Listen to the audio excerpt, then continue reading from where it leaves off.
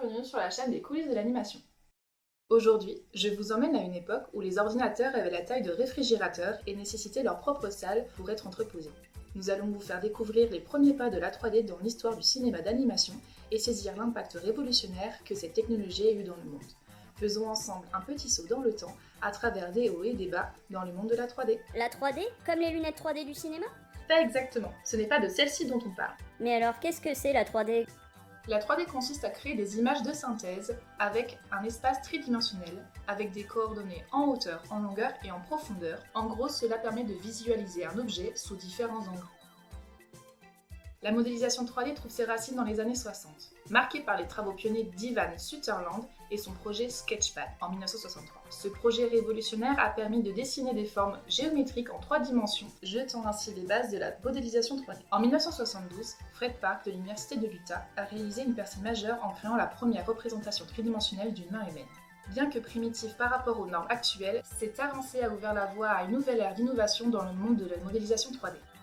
Dans les années 70 et 80, les avancées technologiques ont permis de développer de logiciels de modélisation 3D plus avancés. Par exemple, en 1974, Ed Catmull, qui deviendra plus tard le cofondateur de Pixar, a développé une méthode pour afficher des graphiques tridimensionnels. Cette technique a finalement conduit à la création du logiciel RenderMan, qui est devenu une référence dans l'animation 3D d'aujourd'hui. Oh, on n'arrête pas le progrès. Dans les années 80 et 90, l'accessibilité croissante des ordinateurs grand public a démocratisé la modélisation 3D, permettant à un plus large public de créer des modèles 3D. Des logiciels comme AutoCAD et 3D Studio, qui deviendra plus tard 3ds Max, ont ouvert de nouvelles possibilités dans les industries telles que l'architecture, la conception du produit et l'animation. La 3D, c'est si vieux que ça? Et oui, pour nous spectateurs, la 3D est arrivée dans le milieu des années 90, mais certaines images de 3D étaient déjà utilisées dans des pubs ou films de l'époque. À cette époque, la 3D était comme un jeu de construction sophistiqué. Les studios d'animation utilisaient des logiciels et des techniques révolutionnaires pour l'époque, qui bien entendu sont considérés comme rudimentaires aujourd'hui. Les personnages et les décors semblaient rigides, les textures basiques. Malgré ces limitations, cela représentait une étape majeure dans l'histoire de l'animation 3D. Le court-métrage The Adventure of André and Walibi, de 1984, de Pixar, est considéré comme un pionnier dans l'animation 3D par ordinateur. Cette œuvre a été suivie de réalisations marquantes telles que Luxo Junior et Teen Toy. Attends. Tu as bien dit Teen Toy? C'est pas plutôt Toy Story? Non, Teen Toy est le court-métrage qui a été le précurseur du légendaire premier film d'animation en 3D, Toy Story. Savez-vous qu'avant la version finale du film que nous connaissons tous, un autre scénario avait commencé à être produit? Dans cette version, Woody et Buzz étaient très différents. L'arrivée de Toy Story en 1995, premier long métrage entièrement réalisé en images de synthèse, a représenté un moment crucial pour l'animation 3D. Ses répercussions ont été profondes pour l'ensemble de l'industrie, ouvrant ainsi la voie à la généralisation de la 3D à l'échelle mondiale. Ces gars sont des professionnels, ce sont les meilleurs. C'est pas le genre à rester couché toute la journée. Avant l'avènement de Toy Story, l'animation était largement dominée par les films d'animation traditionnels dessinés à la main. Cette transition vers un long métrage entièrement en 3D a radicalement modifié les manières dont les films étaient produits et perçus. L'intérêt pour l'animation 3D a suscité d'autres studios comme DreamWorks et Blue Sky, et des films comme Fourmise en 1998 et L'Âge de glace en 2002 ont vu le jour, confirmant ainsi cette tendance. En somme, l'impact de Toy Story dépasse largement son succès commercial. Il a véritablement bouleversé l'industrie de l'animation, ouvrant ainsi la voie à une période nouvelle d'innovation technologique et de créativité dans le domaine de la 3D. Avec le développement technologique, les studios ont pu intégrer des éléments 3D plus complexes. Des films comme La Belle et la Bête de 1991 ont introduit la 3D pour créer des environnements comme la célèbre salle de bal, ou encore dans Le Roi Lion en 1994, avec la scène des gnous qui a traumatisé toute une génération, ouvrant la voie à une intégration plus fluide dans les animations traditionnelles. Je n'aurais jamais imaginé que la 3D était utilisée dans les films Disney dès le début des années 90. En réalité, ils avaient déjà commencé à utiliser la 3D avec le film Basile détective privé, sorti en 1986 pour la scène des rouages de l'horloge. Depuis lors, les avancées des technologies de modélisation 3D ont été spectaculaires. Des logiciels comme Blender, Maya, Cinema 4D et bien d'autres ont permis de créer des environnements 3D réalistes pour une variété d'applications, notamment les jeux vidéo, les films, la réalité virtuelle, la conception de produits et d'architecture. La technologie de rendu a également considérablement évolué, permettant des simulations de plus en plus réalistes et des graphismes de haute qualité.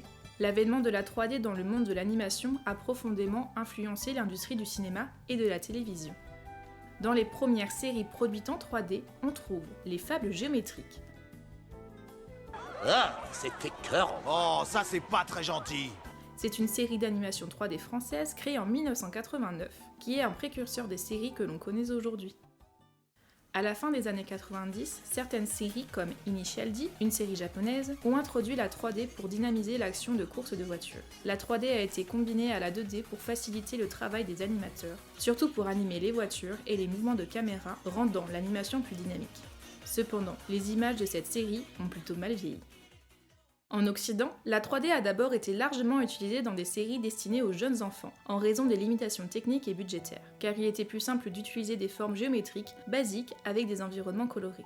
Roly Poly Oly, une série franco-canadienne de 1998, en est un bon exemple. Au fil des années, l'utilisation de la 3D dans les séries animées s'est étendue à différents genres et styles. Des séries comme Jimmy Neutron, de 2002, ont adopté la 3D pour créer des personnages et des environnements au style cartoonesque.